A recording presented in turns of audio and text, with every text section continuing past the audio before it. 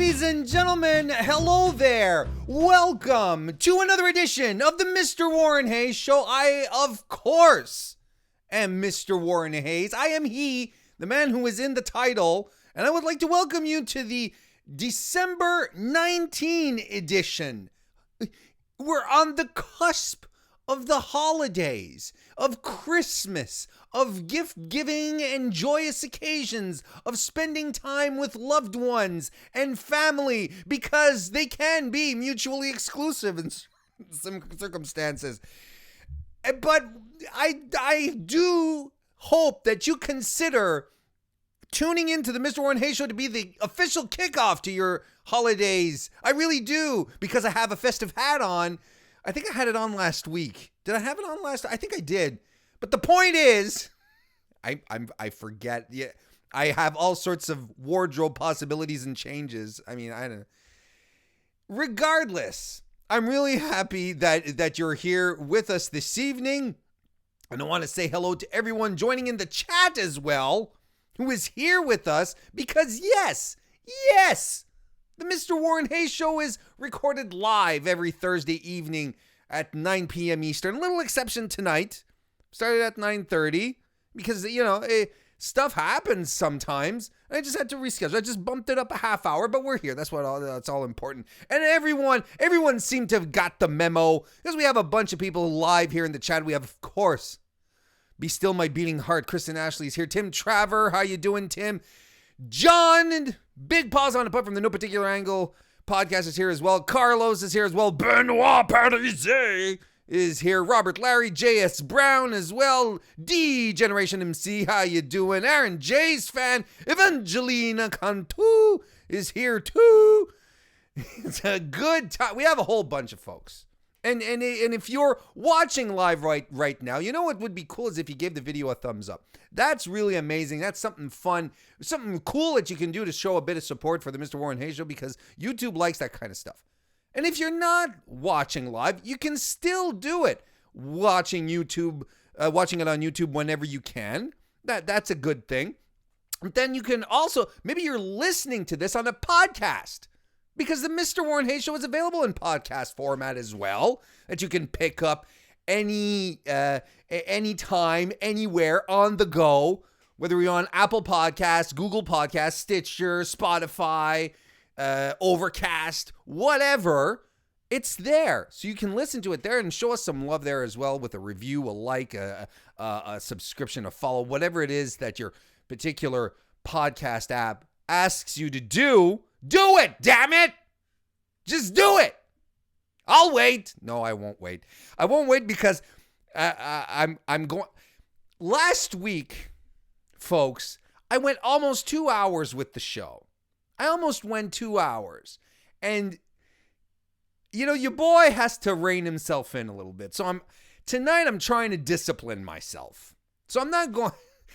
And I think last week or any other week, I'd probably be like, yeah, I'll wait. And then I would have left some 3 minutes of dead air. That would have been something I would have done, but not tonight. I'm not doing that. Not tonight. It wouldn't be fair to you. Not fair to me either. It's all right. Don't forget, after the show right here, come and join me on Patreon at patreon.com/MrWarrenHayes. If you become a power pal of the show, you can come and join us for the post stream that happens on Patreon exclusive for patrons. It's called Warren is Off the Clock, and tonight we are going to be talking about that there's too many goths in AEW. It's just dripping with angst and makeup and glazed stares. There's just too much of those. We're going to add, but it's just a lead in to talk about AEW creative, really. But we're gonna talk about all of that. So that's one thing. Then tomorrow I'll be doing the Fightful post show for SmackDown. Now, of course, you've probably heard that the Fightful channel has been struck down. We still don't know what exactly is going to happen with it, but in the meantime, Sean and I have it handled with our individual channels. So tomorrow, the SmackDown podcast, fans, well-wishers, chums, buddies, pals of the Mr. Warren Hayes Show, is going to happen right here on youtube.com/MrWarrenHayes. Not on Sean's channel, on my channel right here. And I'm going to be joined by Kelsey of the Two-Face podcast, the Two-Face Wrestling Podcast. She's going to be joining me again. Sean, he's not going to be there. He's got stuff. I don't know.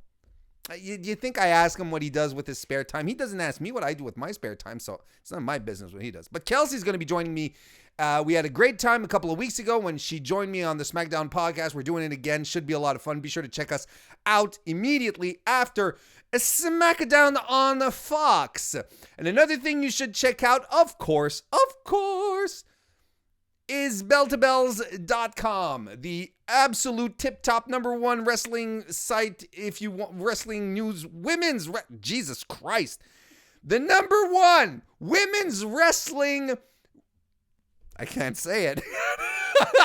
Well, you know what? Look, maybe I can't say it, but you know who can talk about Bell to Bells better than I can tonight? Ms. Lacey Evans. Let's give this a listen. Ms. Lacey Evans, whenever you're ready. Go, Lacey. Talk. Speak to us. What? Lacey. There we go.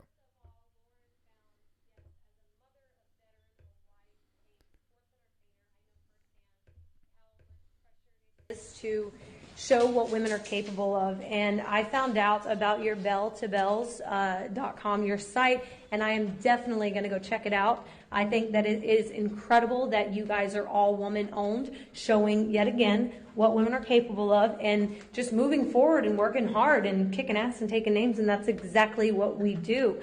So belltobells.com, I am going there right now to continue to check it out, but I wanted to motivate you guys, let you guys know that y'all are doing great things. And remember, Lauren, keep it classy, don't be a nasty, and continue to show what it is we can do.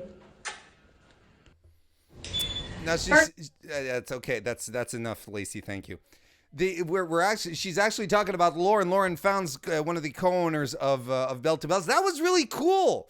Tweeted that out today about Bell to Bells, and thank you very much, Lacey, for the very, very kind words, and very appreciative of it. She pitched it better than I did tonight, so be sure you go check that out.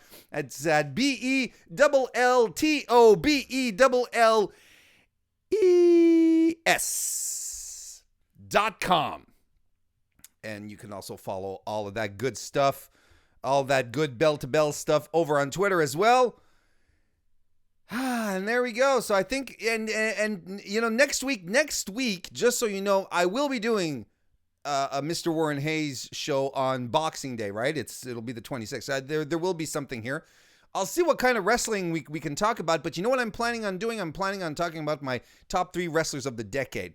So I'm going to do some research this week, and it's going to be awesome. So that's what I have planned. That's what I think about. That's what I think that I'm going to do. You know what else I think we're going to do right now? Not the WWE. That's the old gimmick. Now the new gimmick, the weekly wrestling inspection. All right, there we go. Of course, you can't get traditions.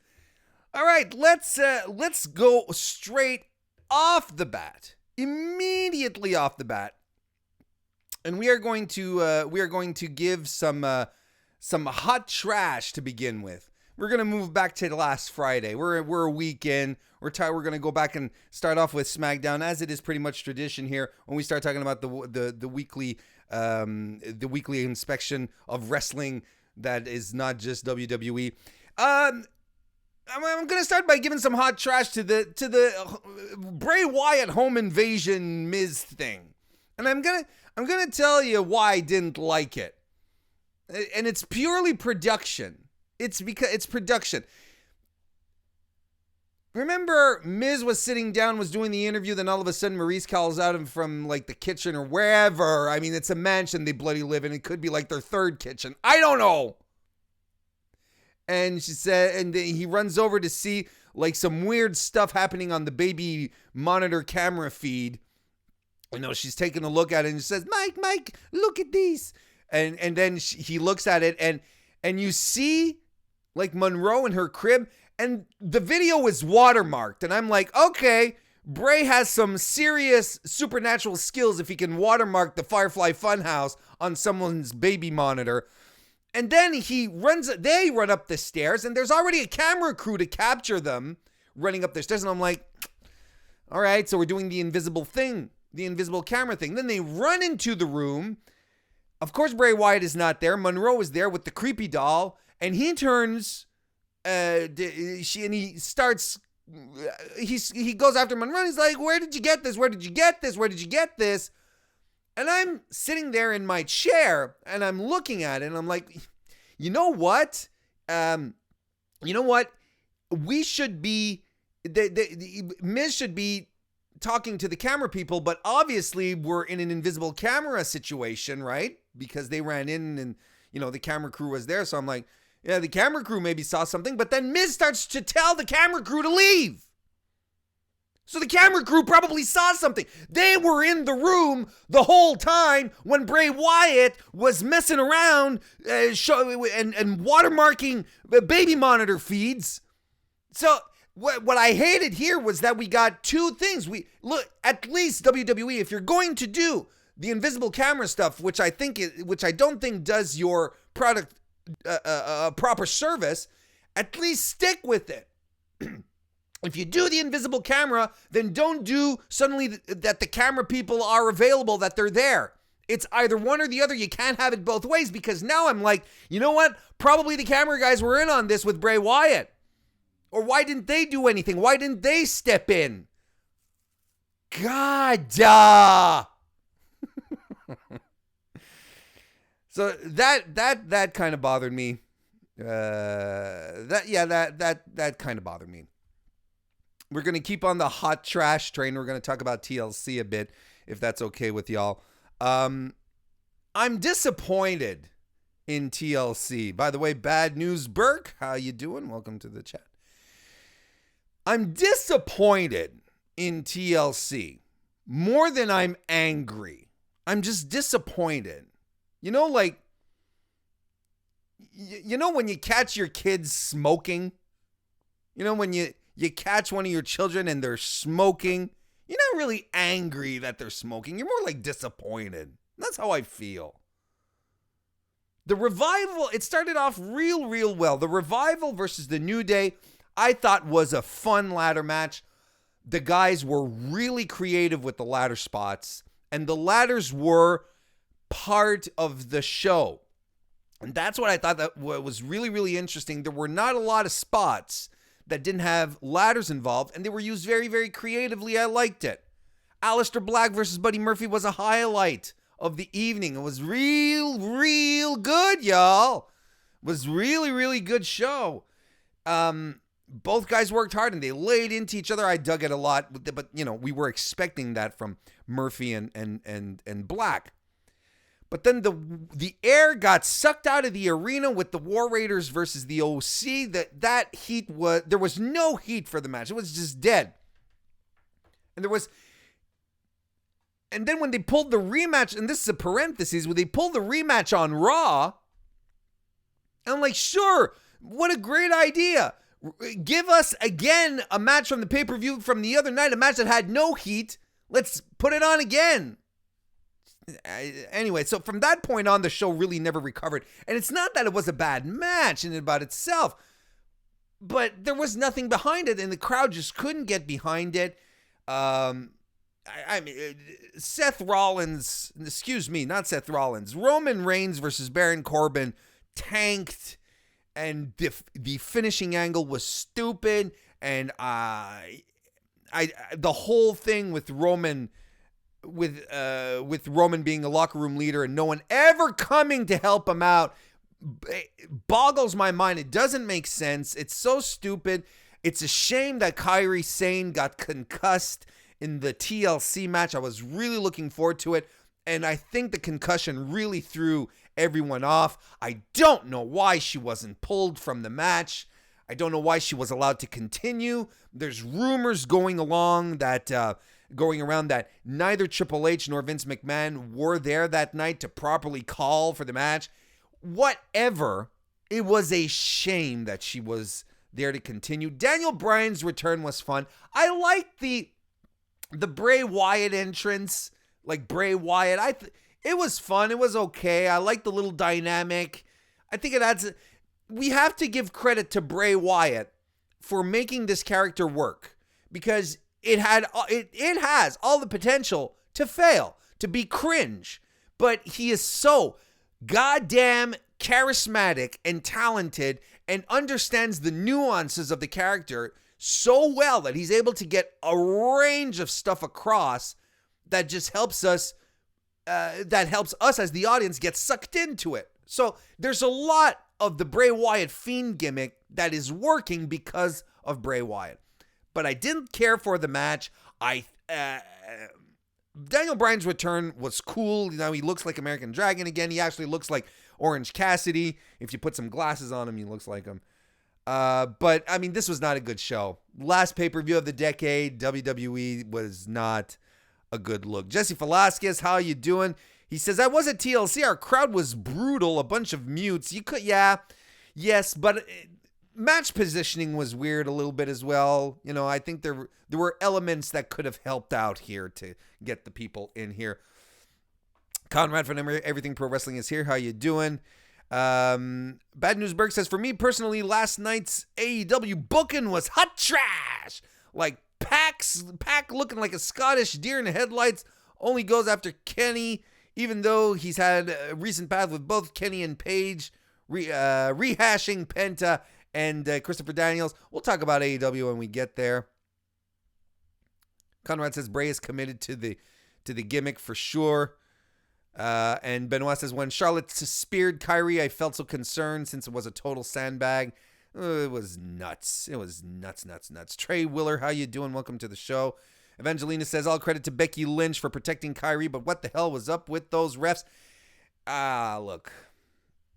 See, I don't want to go too far along on this, but you know, here's the thing. There's, you know, a lot. One of the protocols is that the referee is supposed to check on the talent when they get injured, regardless. That's just what they do. And I'm saying protocol. It's not necessarily attached to the CTE protocol. That's just what they do.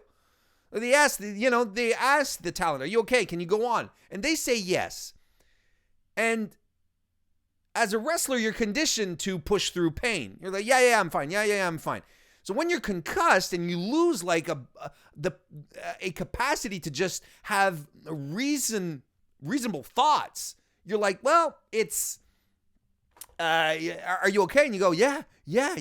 Because you don't necessarily you don't necessarily realize that you're concussed.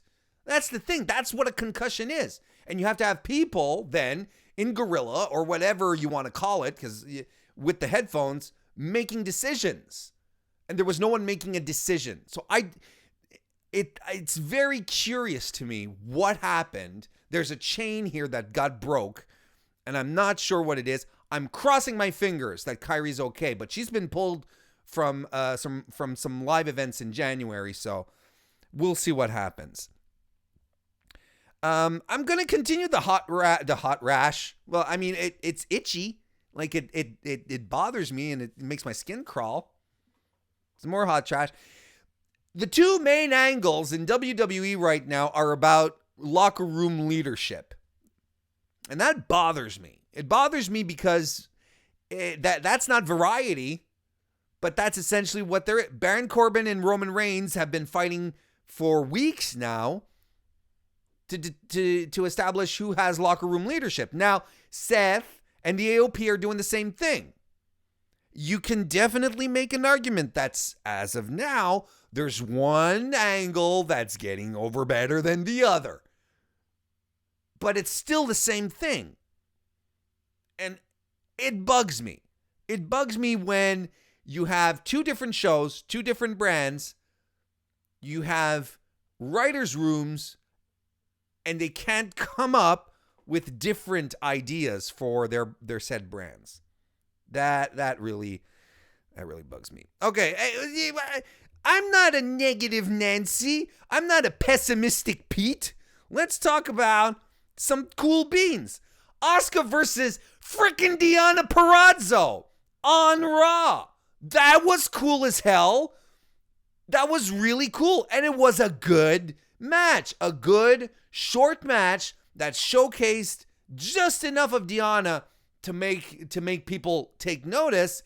And Asuka was able to lay into her.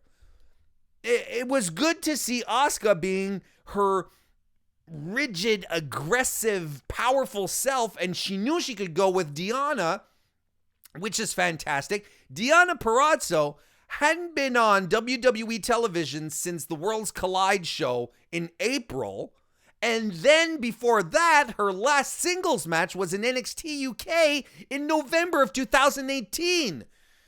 I've dropped her name a couple of times on this show, talking about what are you doing with your talent? How come you are sitting on this lady? Well, I am thrilled that she got a little moment to shine on Raw, and she took every second of it to look great. Now, we can talk about how WWE is clearly unable to commit to the goddamn brand split.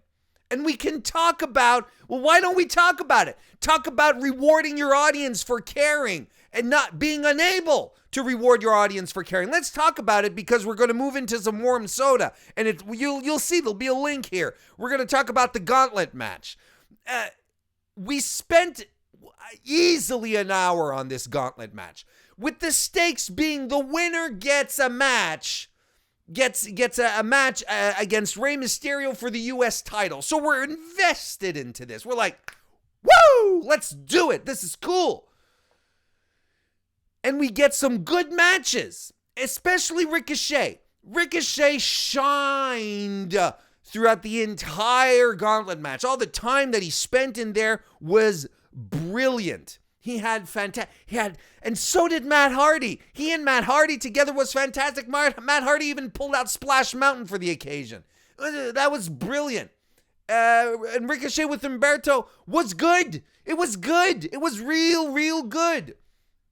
But then it ends in a cockamamie ending. That's what it is. It's a cockamamie conclusion where Andrade gets, look, it kind of ends in a non-finish. And I'm wondering, first of all, why is Andrade not going ahead with the match? Because he should want to have an opportunity, right? So why is he taking this opportunity to punk out Humberto when he should be just going for it? That didn't make sense to me. But then the cherry on top, and you know where I'm coming with this now at this point, right, folks and folkettes? You know what I'm coming in for here. Not Andrade, but then the match comes to a conclusion. There's no result. And Seth Rollins then is walking around backstage and says, you know what? I'm going to challenge Rey Mysterio for the U.S. title. And I'm like, why did we care about this gauntlet match? And this is the problem that we've been having with WWE for a long time. They are unable to reward us as viewers to care about what they're putting on. But it's a swerve, Warren. We're used to swerves in wrestling. Here's another detail, and here's another thing. WWE, and I've said this before, and I know a lot of you agree, and if you don't, well, go to hell. No, you're allowed to disagree.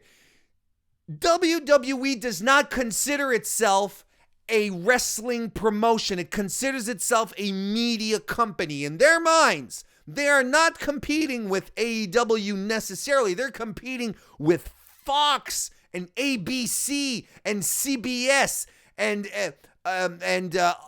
Marvel and Disney. That's who they perceive themselves competing against. So if you are a media company and you are putting on an entertainment program, you have to stop with the carny reflexes of wrestling where you're like swerve or bait booking and shit like that.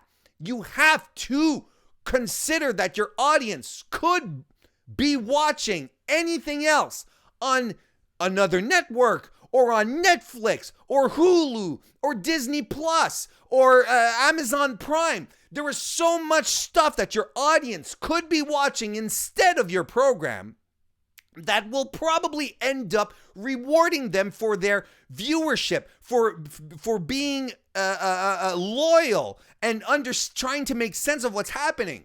So WWE has to abandon these things if they do want to come across as a professional entertainment program, which they would like to be perceived at. Remember the Emmy push? Why don't you think they didn't get an Emmy? Because the show's junk outside of the wrestling.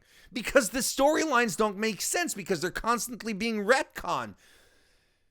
And it's this, so not being able to reward your audience is the same thing with it's the same thing with the brand split.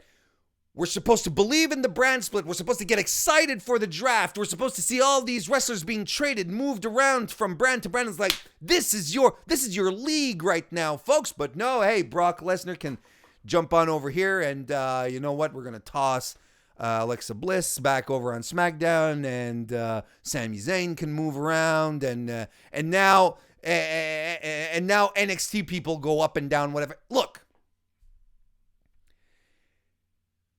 Every television show has to reward you. As vicious and sadistic to you as a viewer was Game of Thrones, beheading your favorite favorite characters in the very first season, for instance, at least. And I'm gonna give a Game of Thrones spoiler from about 6 years ago at this point. So if you're still sensitive about Game of Thrones from 6 years ago, go like this and go blah blah blah blah blah. You ready? At least Game of Thrones was able to reward us with stuff like King Joffrey dying a painful purple death. And that was very satisfying for us, despite the fact that most of the Starks got killed at the Red Wedding. There's always something to make us, to as viewers, that get invested in what you're watching. You're like, there's something. So we're said, gauntlet match. Look at these fantastic athletes. One of them is going to get a chance to win. Root for your favorite. It doesn't matter if you root for your favorite, because we're going to spin this around and Seth Rollins is going to challenge instead. Now, I know that WWE announced that, turns out on WWE.com, it was reported, it turns out Andrade won the match and he's going to get his title shot. So everything's all okay now. No. It's not okay. That's not how it works. Don't just go on the internet and it's like, yeah, everything's fine. That's not how it works. Benoit in the chat says, 1 hour wasted. D-Generation MC says, cockamamia. Yeah, everyone pretty much agrees. A waste of time. Kristen Ashley in the chat says, I would love to find out the actual ratio of wrestling to non-wrestling time on WWE TV. It sounds like a job for Kristen Statsley, if you ask me. Tim says, when they did the brand split, that's what made me stop watching. When that night CD got hurt on AEW Live TV, that's what made me stop watching wrestling altogether. Bad News Burke says, it's a little over a year ago that they gave us we're going to listen to you, the audience, WWE Universe. Yeah. Yep, that's been about a year from now. What the hell? And we're still talking about the brand split. Okay, I went a little long on that one. I didn't want to talk that much about it, but you know what? Asuka and Diana really ruled. Let's talk some more cool beans. Are we? What's the logo I have right up here? Warm soda. Yeah, the whole thing. Yeah, exactly. The brand. So let's go for some cool beans. NWA Into the Fire. Their first pay-per-view since starting Power on YouTube. This was a fantastic pay-per-view, and I'm going to tell you why. because it was a pay-per-view that worked in the context of the show. The show power is fast-paced, quick matches, in and out. You don't have super well-paced. This is what we got. This is exactly what we got. We got undercard matches that scooted by quickly. The longer you got to the top, the more you got to the top of the card, the longer the matches got. They were easy to watch. They were fun to watch. Everyone worked hard, and it felt like wrestling. It felt like a super duper wrestling program, pay-per-view, dotted with surprises too. ODB showed up to tag team with Allison Kay against Melina and Marty Bell. That was cool. They announced that the TV title was going to make a return. That was also cool. Eli Drake defeated Ken Anderson. You know what? I've never been a big Mr. Anderson / Ken Anderson, Mr. Kennedy.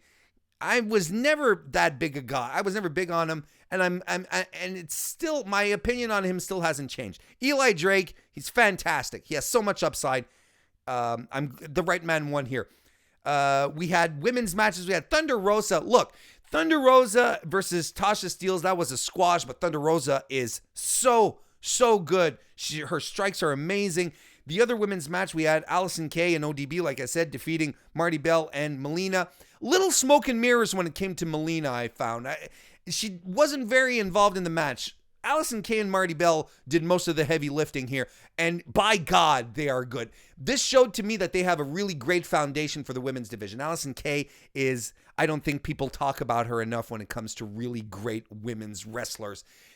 NWA has to put this woman on TV much, much more. She's so good. Marty Bell was fantastic as well. Like I said, Melina did a few things, but just sort of feel she was being covered up. And when ODB got the hot tag in the match, played off of her strengths, she looked really, really good. It was a fun thing. Rock and Roll Express retained their tag team titles, and I was a little surprised. I thought that this was like a feel good thing, and no. They retain. My match of the night, Aaron Stevens defeated Colt Cabana and Ricky Starks in a triple threat match. He's the new national champion. Aaron Stevens, man, he is a jewel in NWA. He's so hammy and corny and fantastic. I love everything he does. Question mark is he's the Jungle Boy or the Orange Cassidy of NWA. He's so over, it's ridiculous. Nick Aldis retained the NWA World Championship, defeating James Storm, 2 falls out to 1. The little controversy in there as well. It perpetuates a storyline. It's good stuff. If you haven't watched the pay-per-view, I suggest you check it out, especially if you enjoy Power on a weekly basis. This was like Power, but plus. It was really a fantastic show. More cool beans. Rhea Ripley is the NXT champ. She's the champ. They gave it away on television, and I'm okay with that. By God, and good on WWE to throw in behind her like that, giving her all this push, confidence. Like, yeah, we're behind you, Rhea, giving her all this great stuff. I mean, great stuff. She's on SmackDown defeating Charlotte Flair and pinning her in one of the most creative ways possible. Then she's leading her team into War Games. Then she's back on Survivor Series, winning the Survivor Series women's match for NXT. They did everything so well from the moment she popped into an NXT ring to stare down Shayna Baszler way back now, or it feels way back, when NXT was still on the network, to this moment here. Perfect booking, perfect stories for Rhea, who's just been so good at what she's doing. And of course, a big old shout out to Shayna Baszler, who is a treasure in and about herself. Some hot trash maybe as we start to wrap this as we start to wrap this up here. I've given it a chance. I've waited. I've let it grow to see where we're going. Given it room to develop so that I wouldn't be too harsh and jump the gun too quickly. But the Nightmare Collective is trash. It is cringy. It is overdone. It's overproduced. I don't understand what it is. And yes, it wouldn't be as bad if you didn't have another faction in your same goddamn company running a join our mystical thing angle. It's such a poorly thought out angle that doesn't play to Brandy's strengths. It doesn't. I don't know where they're going with this, but I can tell you this much. I don't care. One thing I did care about, though, is we're going to give some cool beans to this. This week's edition of Dark, AEW Dark, was really good. We had that great Chris Statlander versus B. Priestley match on it.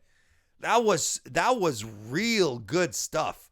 Let me see here. What else did we have? We had no, not this one here. I'm just pulling up my notes. Oh yeah, we had Pac and the Hybrid versus Best Friends and Orange Cassidy. And Orange Cassidy getting the pop of the night. That was fantastic. You had SCU versus Private Party, which was another fun match. This was a good episode of Dark. This was really, really a good episode of Dark, and I'm excited for it. And I'm excited for Dark moving forward. I am. And I'm going to talk about Dark a little more here, but before we do that, we're just going to close up. We're just going to close up the WWE, not the weekly wrestling inspection for the week.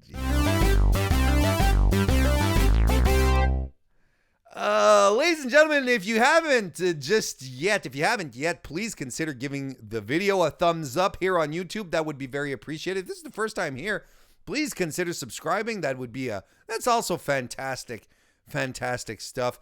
And if you want to show a little more support to the Mr. Warren Hayes Show, there is a Patreon that exists that you can go check it out at patreon.com/MrWarrenHayes. Join me for the post show tonight. We will be talking more about the Nightmare Collective tonight. I'm talking about AEW creative overall. Evangelina says, no wonder WWE cut Brandy Rhodes and Aja Kong together. No.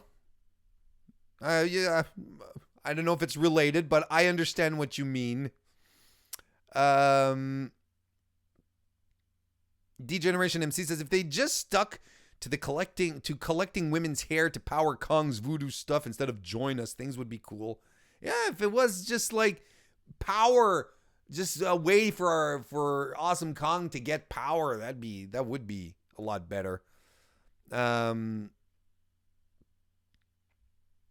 And Critical Sting, how you doing? Says, wait until the Butcher, the Blade, and the Bunny look for another B. Yeah, I'm still maintaining that we're going to get the Beak at some point when Marty Scurll comes up. But hey, we're going to talk about Marty Scurll in a bit. Hope everyone's having a good time. Because I sure am. And we are going to continue this good time. Earlier this week, sometimes stuff happens on Twitter that just gives me inspiration for the show. Earlier this week, I saw a lot of people, well, not just this week. Let me start over again. It happens frequently that people will be like, oh, there's no point in watching AEW Dark, it's just main event. You know, it's like WWE main event. There's nothing that happens there, and it's just another show to watch and so on and so forth. So this week, after the particularly good episode of Dark that we got, I tweeted out very simply, and I said, AEW Dark and WWE Main Event are not the same thing, and they do not serve the same purpose. And I feel like most people understood what I was getting at, but I did get a few odd responses. A lot of people saying, well, Main Event, they're both not on a main TV station and blah, blah, blah. I even had one person ask me, well, why? Because, because I said, they're not the same. Well, why? AEW's on YouTube, and they have main eventers there, while WWE Main Event, well, they have no one. And I'm like, okay, cool, we agree. But he still got mad at me nonetheless for saying that. I don't know. Here's there's very, very basic differences between the two, because they don't indeed serve the same purpose. Dark serves as a lead-in to the fan base for their show on Wednesday nights. There's a reason why it's on Tuesdays and not Sunday evenings or Saturdays or Friday afternoons. There's a reason why it's on a Tuesday evening, because there's really no other wrestling outside of Impact, which is later, and Power, which programmed itself an hour before Dark at 6. So there's really like nothing. There's nothing really to keep anyone from watching Dark or tuning into Dark. And their objective is just to keep their fan base excited leading into the show. That's all it is. That's what it's for. WWE Main Event, maybe there was a time where it had a little more significance, but it doesn't anymore. Brian Noog, how you doing? Welcome to the chat. It doesn't have as much significance anymore because now it's included. It's a part of the WWE package that is sold to television networks. In Canada, Main Event airs just before Raw. So you have like a 4-hour package, 4-hour time slot of WWE wrestling before on Monday nights is what I'm trying to say. I'll get to it. So on Monday nights, we have like 4 hours of wrestling, and that's how WWE sells its stuff. It says, look, you get 3 hours of WWE Raw, plus on top of that, we'll throw in an extra hour of programming for you. And sports networks, any type of network these days, they all run 24 hours a day, and you know what they're desperate for? They're desperate for content, because they have 24 hours every day that they have to fill with content. They have to find stuff to put on, even if it is at 3 a.m. in the morning when virtually nobody is watching because most of the civilized world is in bed. They still have to put something on. WWE comes and says, we'll give you an extra hour. That's what Main Event is for. It's to sweeten the deal for a broadcaster. Chat, I'm going to poll here. I'm going to poll you here. Everyone in the chat, I want you, show of hands or type F. Type F if you watch Main Event on a regular basis. And this is the most unscientific poll ever, but we're still going to get a sample size here. Hey, if people believe Nielsen, they'll believe my press Fs here. Not poll us, Kristen. Poll us. Poll. Get your head out of the gutter, Kristen. So basically, that's what Main Event is for. No one, Degeneration MC says, no one will pay respect to Main Event.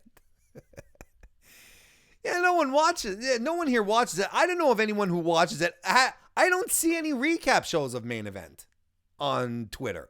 But Main Event is essentially a recap show with one, maybe two matches. And let's talk about the matches. This is another thing. Main Event has wrestlers that aren't on Raw, that don't do anything, and that WWE doesn't give any proper stories or pushes to. How many weeks now have Natalya and Sarah Logan and Dana Brooke been into things? Now Dana's gone, but Natalya and Sarah Logan are in things on Main Event. No Way Jose and Eric Young these days. EC3 was relegated to Main Event as well. These are stars that you don't care about. You don't want to. You're not going to tune in to watch. No disrespect. But in the context right now, you're not going to tune in to watch Eric Young versus No Way Jose. You're just not. There's no interest in watching that. Why? Why would you watch that? Why would you watch Mojo Rawley? You know what I mean? There's no reason to tune in to these matches. On the flip side, Dark actually makes events out of the Dark match, out of the Dark show. I'm a broken record at this point, but this week we got a great show. We had two women's matches on it. Dr. Britt Baker, she's a dentist, was on it. Chris Statlander versus B. Priestley. By the way, have you heard the rumor that WWE had like the paperwork to sign Chris Statlander and they were just waiting? They were waiting. They had all the paperwork drawn up and they were just like, hum-dee-dum-dee-dum. No, not just, should we call her today? Let's maybe wait tomorrow. Should we call her today then? I got a busy day today. Maybe tomorrow. Okay. They were sitting on her. They were sitting on the contract. It's a rumor. But just imagine sitting on Chris Statlander and look how you know what? Thankfully for her, because she's going to become a cornerstone of the women's division in AEW. But I digress.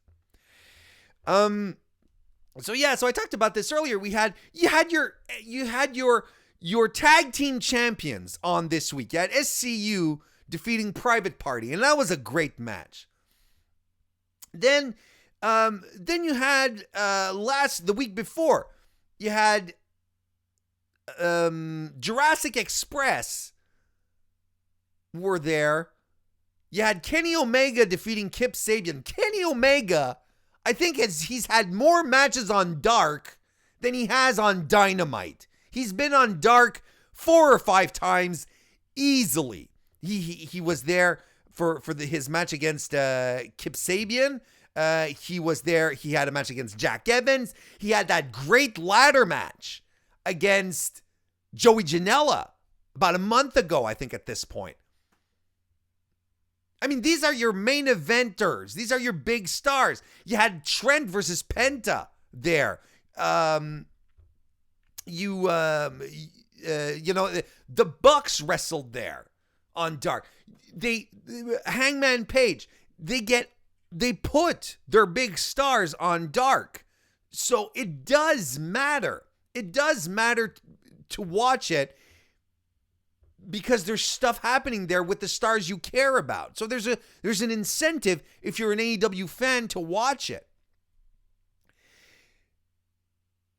And in the context that wins and losses matter in AEW, then it makes even more sense for them to hold these matches on top of the ones that we see on Dynamite, and for you to watch them because rankings will be affected.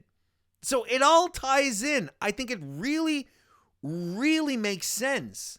And I like it. I like what they're doing with Dark. The problem that people have, the main argument that I see people having with Dark is, oh, it's another show and I don't need to watch another wrestling show. Then don't. Then that means that Dark is not made for you. It's just as simple as that. And that's not an argument. That boils down to taste. I don't watch CZW. I don't, because it's not my bag. It's okay if you watch it, but for me, it's a wrestling show. I don't feel compelled to watch it. I feel compelled to watch Dark. When they announce matches, I'm like, oh, shit. Statlander versus Priestley. Yeah, I'm here for that. Omega versus Janela. A ladder match. Hell yeah. And of course, in this context, in the world we're living right now as wrestling fans, there's just so much content. At some point, we all do feel overwhelmed. But here's the great thing.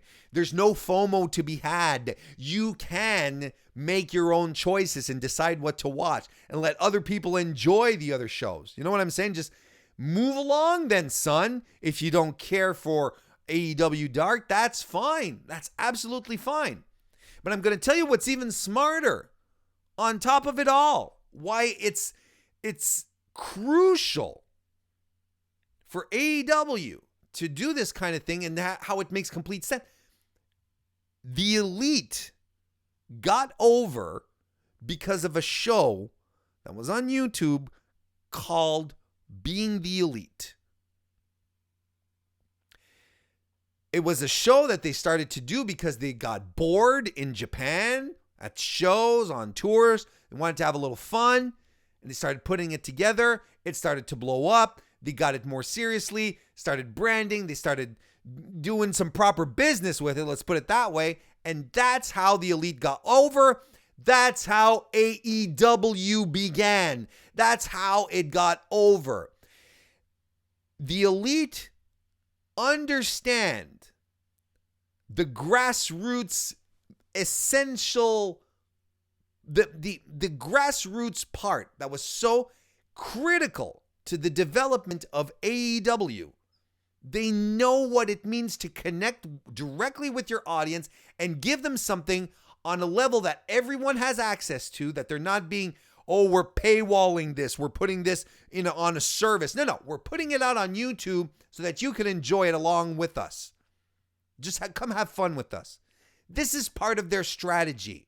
They know what they're doing. They're still doing BTE. And they're doing this because they understand their base. And that's what Dark is for. It's for the fans, the AEW fans. If you are a WWE fan and you don't care about AEW, then of course it's not for you.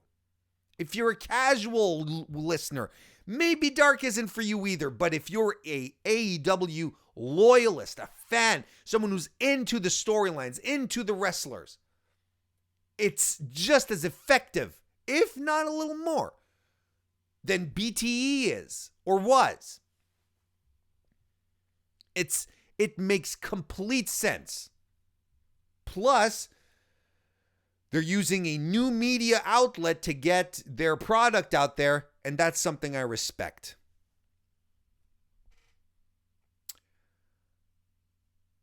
Oh, let's see here. What are we talking about in the chat here? Aaron J's fan said, I heard Colt Cabana called the AEW Dark this week. Yeah, I heard that too. Colt getting around these days.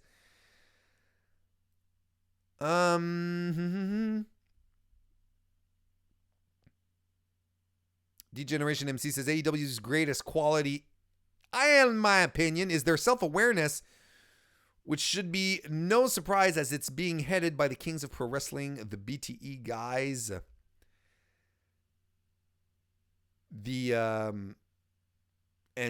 Benoit says Dark is also useful to try out potential signees, which is a very good point. Got a couple of women out there that eventually ended up signing. And that's good stuff. Ultimately, the moral of the story is you don't have to watch everything and you don't have to like everything. You know what I mean? You really, really don't have to watch everything on wrestling because of some, like I said, some fear, some fear of missing out. You really don't. That's good stuff. Let's move on to, let's talk about it. I said I was going to talk about Marty Scurll, and I still am. But I'm also going to talk about Killer Kross. I'm going to start with Marty.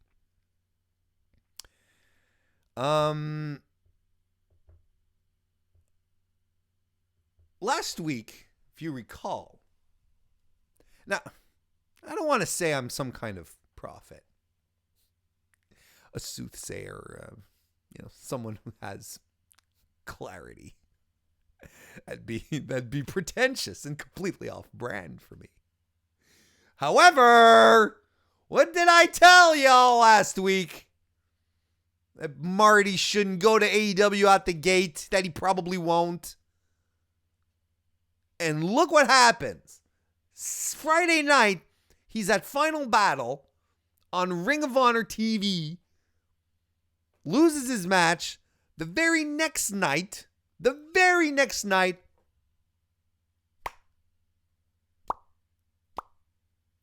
he ends up on Into the Fire. He shows up on the NWA pay-per-view. By God. That's crazy stuff. He was even celebrating with PCO in the ring on Friday night. PCO's championship. The next night, he's coming down the stairs in Atlanta. The audience going cuckoo crazy. The internet is having a meltdown.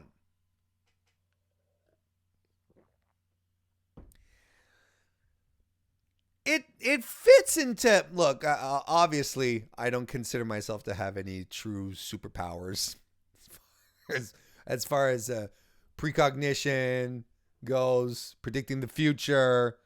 Of course not. It was an educated guess. We're sitting around speculating, shooting the shit because it's fun to do. I'm going to tell you, it's the more I think about it, the more it made sense in regards to the theory I had last week. Is if he were to jump into AEW right now, where would he go? What would they do with him? Because Marty has always been considered like a third level player. Cody, Kenny, let's flip that around. Kenny, the Bucks, Cody. And then he's like in that, he was in that area with Paige, right? He's never really considered a top guy, not seriously. So what do you do with him? You bring him in, you push him to the main event. Oh, you're pushing your friends again? Is he credible as a main event guy for wrestling fans? And I'm asking that in very sincerely, very earnestly. Do you, as a wrestling fan, watching live, listening later, do you consider Marty Scurll to be main event guy, a main event player? I would argue not. Which makes even more sense that he is going out and challenging world champions in other promotions, going back after Aldis because he had challenged Aldis at the Crockett Cup this year, going back after Aldis for the NWA Heavyweight Championship. Now imagine, just think about this. Marty Scurll going out into the world, working NWA and probably working other indie shows. Because I don't think the NWA contracts are exclusive because they don't have that many dates. Because don't forget, they tape like in a day, something like that. And they tape within a day and they have a month's worth of content. You get Scurll going out, raising his profile, defeating high-profile, highfalutin champions like Aldis, and then he comes back. Then he sort of slips his way into AEW with all these championships under his belt, his credibility having jumped up, maybe even his stock with the fans having risen some more. I think Marty is playing it real smart because it's foreseeable that he ends up in AEW. Because it does make sense. I still think that we're reaching a bit. I still see some comparisons with Shawn Michaels, but we'll see what Shawn Michaels and his clique friends.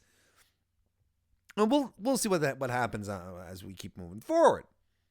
But it makes sense that Marty would want to go out and work the field, raise his own stock before heading back to his buddies and actually having some value added. It's like, look, I'm not just the villain. I'm former world championship material. That'd be interesting. And I think it would make sense for him to do that.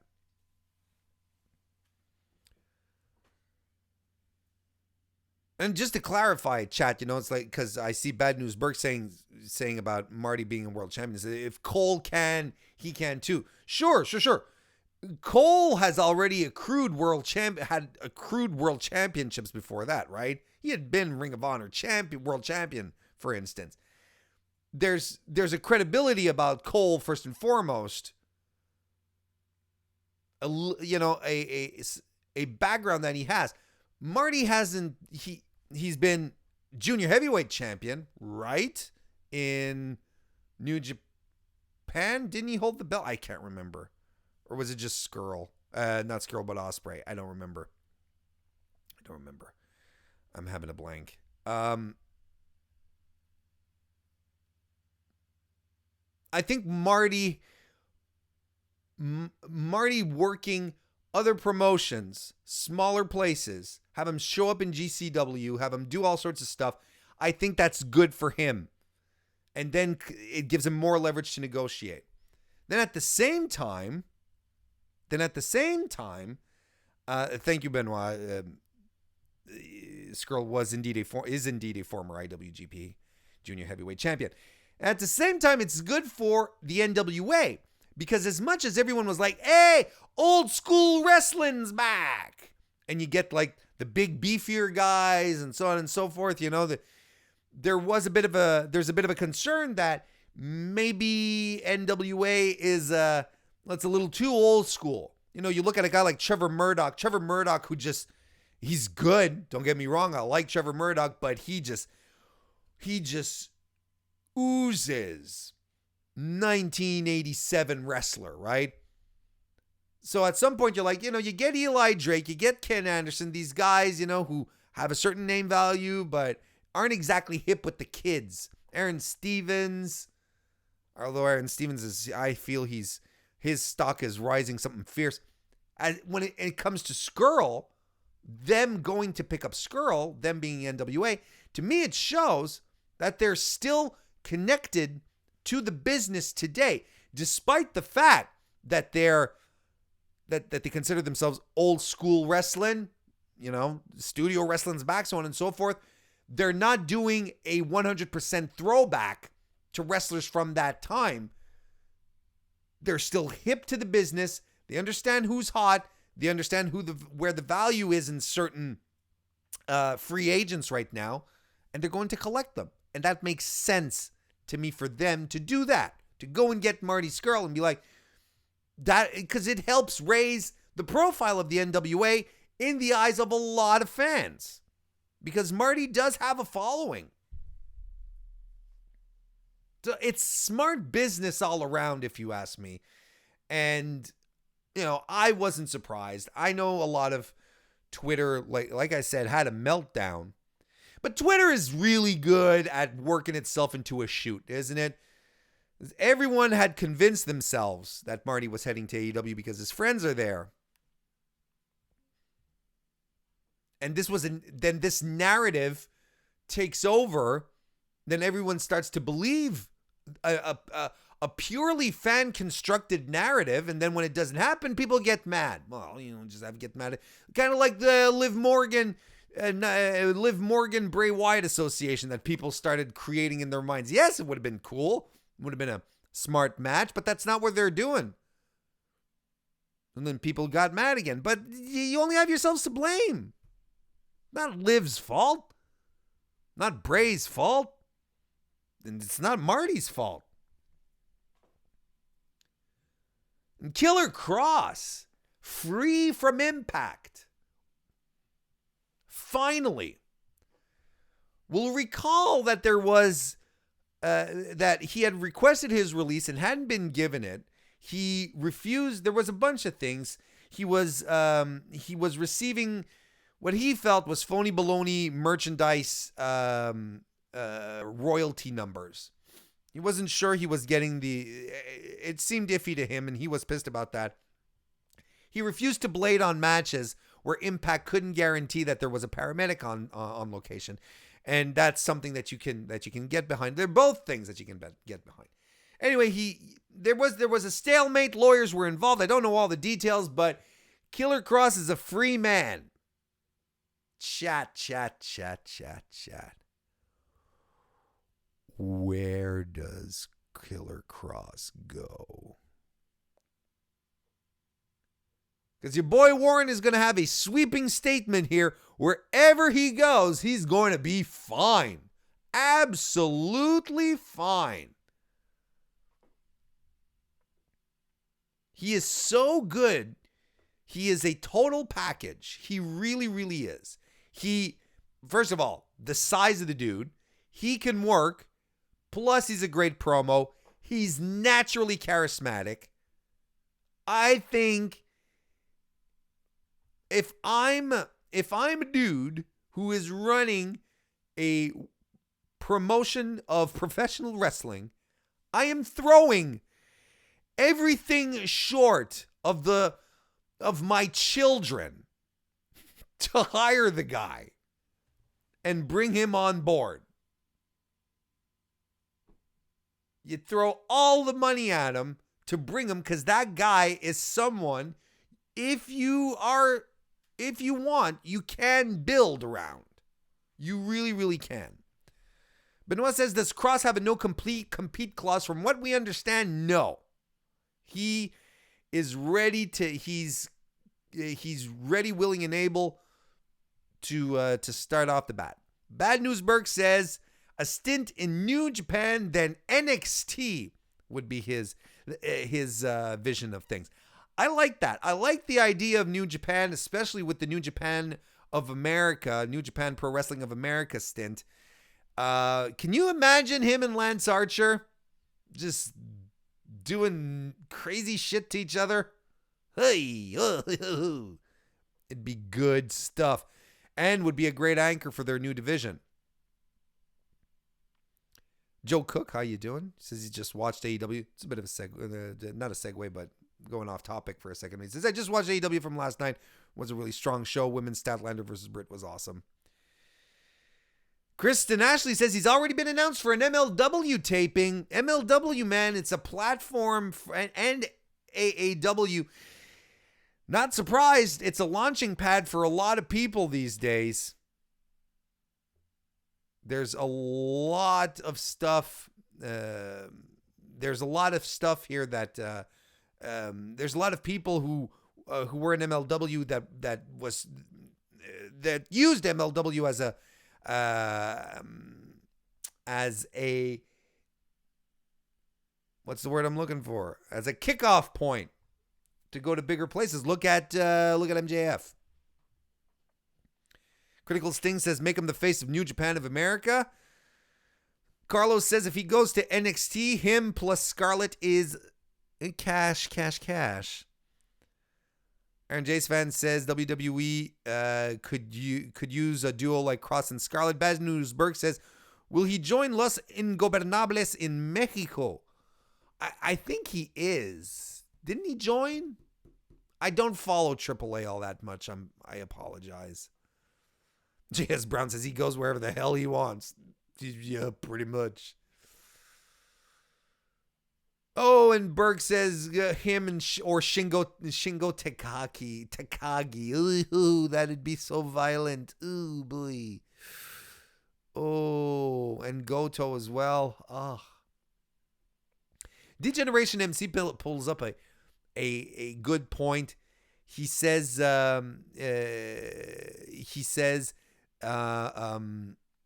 he fears that NXT is getting too crowded, which is true. You know, Sean Ross Sapp, Fightful recently was telling us that they're out of lockers in the Performance Center. That's how many people there are there. Kushida doesn't have a locker. If you want to believe that. Then look at that. He pops into the chat. Hiya, Sean. It says quest for 1,000 subs for Warren. Yes, I'm getting up there, aren't I? You know, if you want to help out and subscribe, that'd be great. Yeah, that'd be fantastic. That'd be. There's a lot of stuff that Killer Kross can do right now, and it's very, very exciting stuff. I don't know if NXT is that much of a good fit for him. He'd be great. Because he's good at what he does, but I don't know if it's just a good fit. I don't know if it's a good place for him, despite the fact that Scarlett is there. I mean, there's tons of precedent of boyfriend, girlfriend working in separate promotions, or wife and husband working in separate promotions. Adam Cole and Britt Baker, she's a dentist. They're in different promotions. Big Swole and Cedric Alexander. Is it just the two off the top of my head? Just there. Nick Aldis and Mickey James. You know, it'd work. They could make it work. I'm just excited that the guy has the opportunity to spread his wings and do his own thing. He's fantastic. So I'm really looking forward. Jordan Grace and Jonathan Gresham, that's a really good example. Critical Sting. Thank you. So there we go, folks. We're going to wrap this one up. I didn't do too bad time-wise tonight. Not too bad. A little over what I was expecting, but still a massive improvement. Remember, folks, if you're watching right now, you still haven't give the video a little like, a little thumbs up here, or on your podcast application, a review, anything you can do to help. That is fantastic. If you're watching for the first time, do subscribe here at youtube.com/MrWarrenHayes, and do come back tomorrow evening for the Fightful post show for SmackDown. Tomorrow, Friday, Kelsey's going to be here, and it's going to be on my channel while waiting for all the shenanigans with the Fightful channel to be settled up. It's going to happen here. And of course, for the other Fightful stuff, remember to subscribe to Sean Ross Sapp's channel, which is youtube.com/SRS Wrestling. Hopefully the whole Fightful thing gets settled and we can all go back to our normally scheduled hangouts. But in the meantime, we're not doing too bad. But I want to thank everyone for joining me this evening. We had a hot live chat and some lots of great viewers who came in as well. I really do appreciate all your support and showing up. Speaking of support, if you want to jump in onto the Patreon bandwagon, go right ahead. Patreon.com/MrWarrenHayes. In about, I'd say 10 minutes. It's going to be time for the post stream. And I'm going to be talking about the Nightmare Collective. I'm going to be talking about the Dark Order. And I'm going to be talking about Darby Allin. And I'm going to be talking about the Bullet Blue Shivers and the Bunny. Come and join me. That's going to start in a few minutes. But thank you, everyone, for coming out here this evening and hanging out this entire time. And I'll see you next time.